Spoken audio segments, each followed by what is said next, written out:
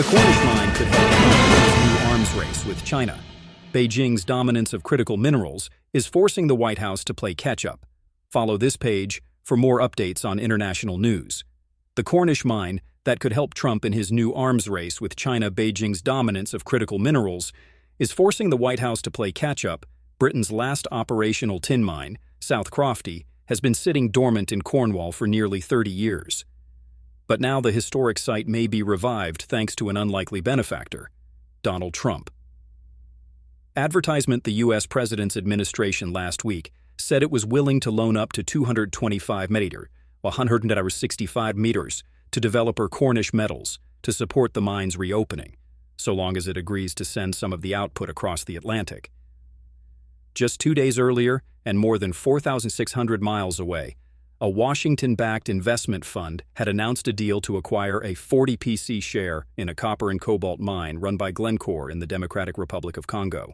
And in Western Australia, the U.S. government has emerged as one of the backers of a scheme to build a new refinery that will produce gallium, a rare metal. The investments follow a spate of deal-making by the Trump administration at home in the past year, which has seen it take stakes in a magnet producer, a lithium mine, and rare earth refineries, among other things. According to experts, they are all examples of the new, more muscular approach Washington is taking to securing critical minerals abroad as it seeks to break China's stranglehold over global supplies.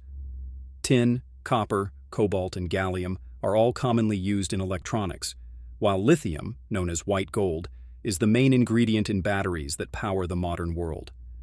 Rare earth magnets, meanwhile, are found in the spinning parts of wind turbines, electric motors, and even fighter plane wing flaps.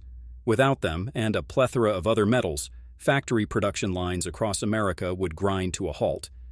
That briefly became a real prospect last year when the U.S. was locked in a trade standoff with China. One of the challenges we've had in the last 20 years in the United States is our mineral security efforts have largely been contained to handshake diplomacy, says Gracelyn Bascarin, a critical minerals expert at the Center for Strategic and International Studies, CSIS. But handshake diplomacy doesn't bring projects online, and it doesn't yield minerals that can meet critical security interests. It's the start, but what is the support that we need to get projects into production? It's financing, it's trade agreements, it's off-take agreements, where a customer agrees to buy raw material before it is produced. That is how we increase access to minerals. We're going from paper agreements to deploying capital. U.S. trailing China. This is the thinking behind the dizzying series of deals announced by American officials in recent months. Efforts to start directly nurturing alternative supplies began under Joe Biden, but have accelerated under Trump, with investments made through several arms of the state, including the Department of War, the Department of Energy, the Export-Import Bank of the United States, EXIM, and the U.S. International Development Finance Corporation, DFC. The DFC was the investor that supported Glencore's copper and cobalt operations, while EXIM has extended the offer of loans and financing to the tin project being developed by Cornish Metals. Yet the Trump administration is still playing catch-up. Chinese companies have been steadily building their control over key mining and refining operations for decades, giving Beijing the ability to turn off supplies to the rest of the world at will. Take just one example: copper, the world's most important industrial metal, used in electrical wiring, circuit boards, and plumbing. Analysts predict the world is headed for a supply crunch in the coming years, and China is far better play.